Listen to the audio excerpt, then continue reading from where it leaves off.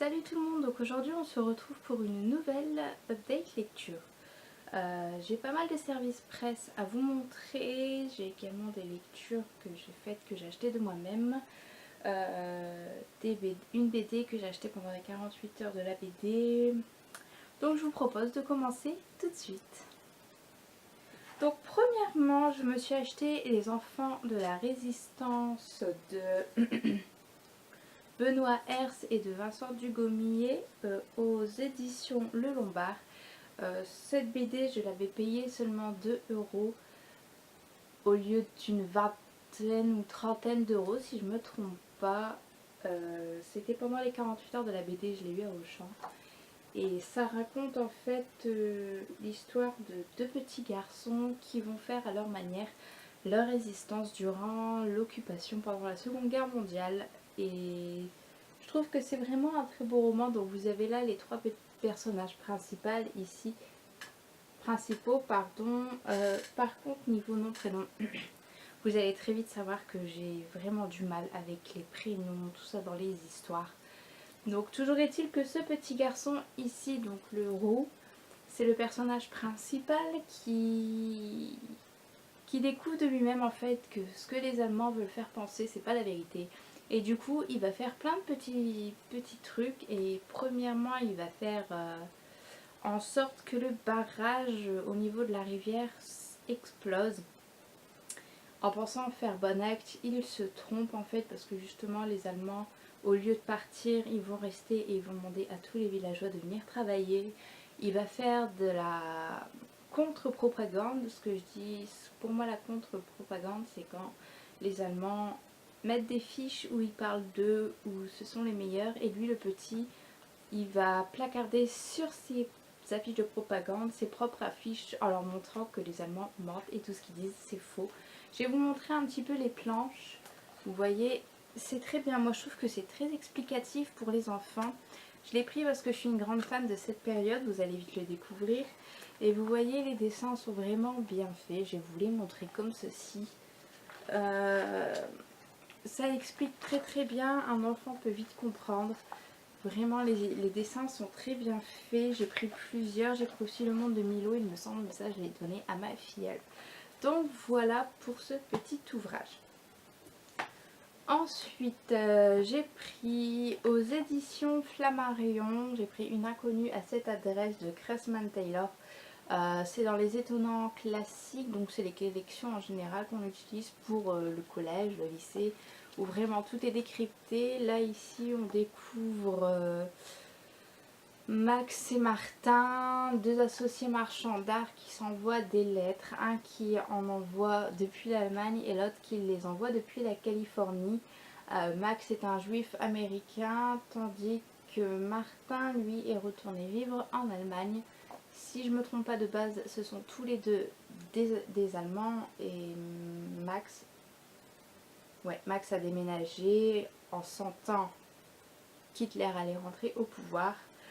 C'est des petits livres qui coûtent pas cher, c'est 3,50 €, ça explique bien. Vous avez un dossier à étudier à la fin et au début vous avez une partie très explicative qui explique le pourquoi du comment. Ce livre-là je l'ai lu en même pas une demi-heure, c'est vraiment super bien fait. Ensuite, je me suis procuré Moana, donc le tome 1, La saveur des figues de Silène Edgar, donc je pense que tout le monde connaît ça.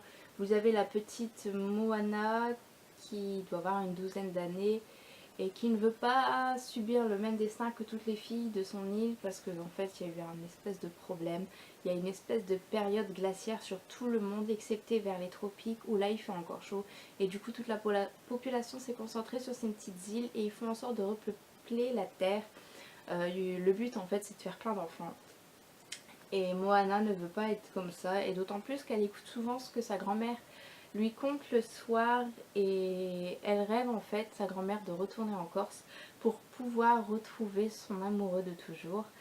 Et donc elle va entraîner Moana là-dedans. Moana est une petite fille très intelligente qui rêve de devenir architecte et du coup elle va être privilégiée pour aller faire des études sur une autre île. Tout le monde lui dit que c'est le paradis et en fait non. Donc elle va tenter de s'échapper avec sa grand-mère pour justement découvrir la Corse. Mais le problème c'est qu'elle ne pourra pas retourner sur l'île où elle est née. Donc ça en gros c'est le premier tome, c'est aux éditions Castelmore. C'est vraiment très très bien, j'aime beaucoup. Ensuite je vais vous montrer quelques petits services presse. Alors de Fabien Fernandez aux éditions Lynx, j'ai eu Dust Bowl. Donc Dust Bowl c'est quoi? En fait ça raconte l'histoire de Kush. Kush, son père vient d'être assassiné et de ce fait il veut savoir qui a tué son père. Il va premièrement dans la comté qui est près du lieu de l'assassinat voir les shérifs et il se rend très vite compte que le shérif fait partie des alchimistes en fait, et les alchimistes c'est un petit peu comme le Ku Klux Klan, le KKK, et de là il va devoir s'échapper parce que lui aussi est menacé. Quand il va s'échapper, il y a un moment il va être rattrapé et il va avoir un espèce de personnage sur une table. C'est un peu la bête de Frankenstein quoi, si vous connaissez de Mary Shelley. Il va voir cette personne qui est cousue de partout, qui a des cicatrices et en fait il est menacé par des hommes et cette personne, donc qui s'appelle Ruben, va se réveiller et va le défendre.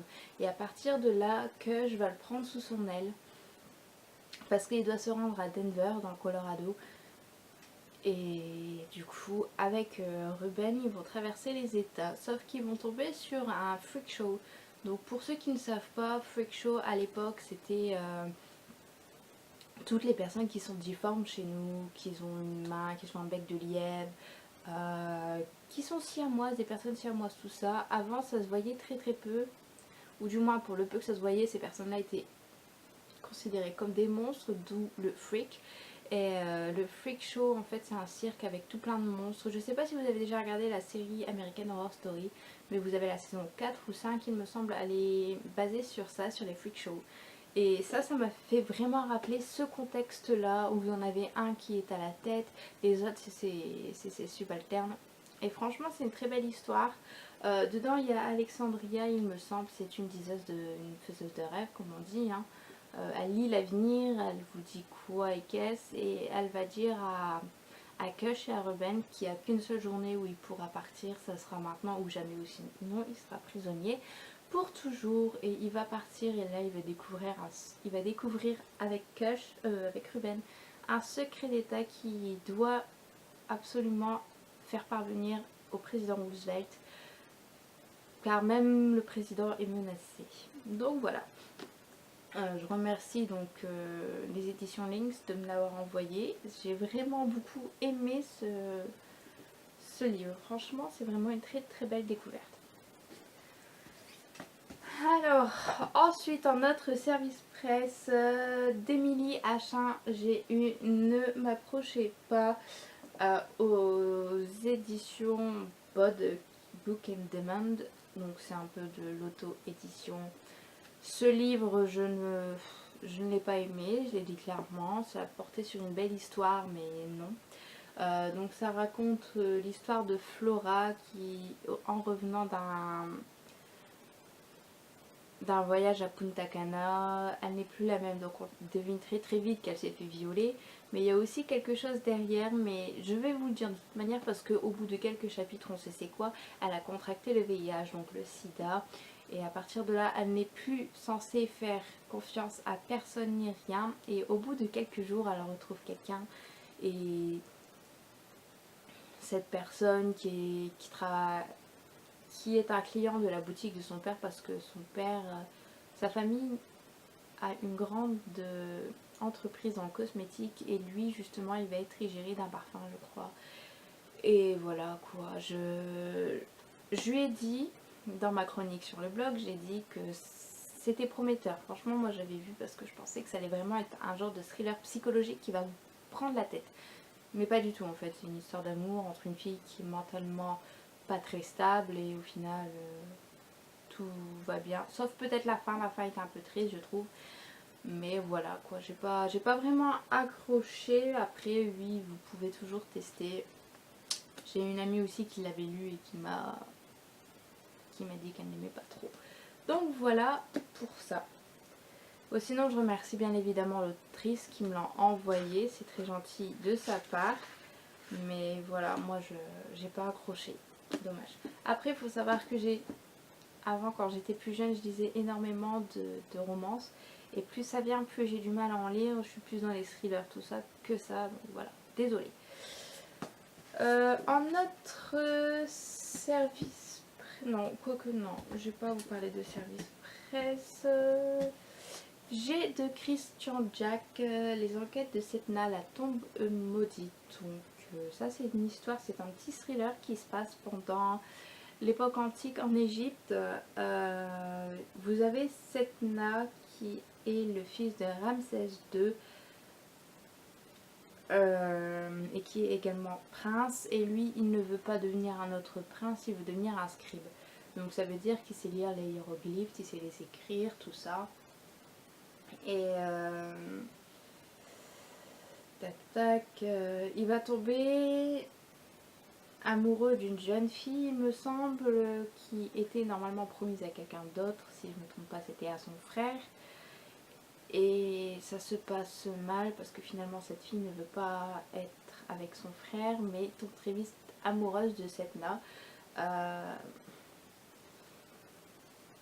Et pendant ce temps, en même temps, son frère qui est en quête de gloire va voler, il me semble, le vase scellé d'Osiris. Le vase scellé d'Osiris est un vase très puissant et si on l'ouvre, on peut avoir tous les pouvoirs. Et donc, Setna est chargé en quelque sorte pour lui-même, parce que c'est une quête personnelle plus, de trouver, de résoudre et de dénoncer le complot.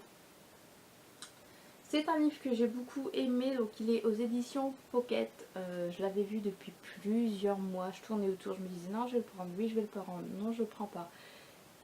Et au final je l'ai pris, j'ai vraiment aimé, je l'ai lu en une après-midi. C'est un petit livre, hein, il fait 250 pages à peu près. Il se lit vraiment très très vite et à chaque fois vous avez des petites illustrations. Je vais essayer de vous en trouver, c'est pas tout le temps. Voilà, vous voyez là, vous avez des petites illustrations et en dessous elles sont expliquées et elles vous disent ce que ça veut dire. Donc voilà pour mon petit update lecture, j'espère que ça vous aura fait plaisir. Donc voilà, je vous fais de plein de gros bisous et je vous dis à très très bientôt.